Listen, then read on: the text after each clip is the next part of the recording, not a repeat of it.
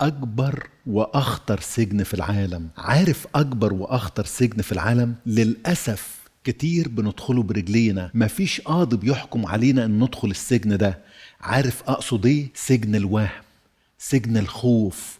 لما بندخله برجلينا، واحد من أكبر الأساتذة عمل في مرة دراسة حوالين هل الخوف وراثي ولا اكتسابي؟ وراثي يعني بتولد بيه ولا بكتسبه من الدنيا حواليا. فلما عمل الدراسة على الأطفال الرضع لقى عندهم نوعين اتنين من الخوف. يخاف من السقوط، تمسك الطفل وترفعه تلاقيه خايف، ويخاف من الأصوات المزعجة. لما عمل الدراسة على 500 واحد كبير زي حالتنا لقى عندهم 700 نوع من الخوف. اللي بيخاف من الموت أو العجز أو البطالة أو الضلمة أو الفار أو الصرصار أو الأماكن المظلمة، الأماكن المرتفعة، الأسانسير.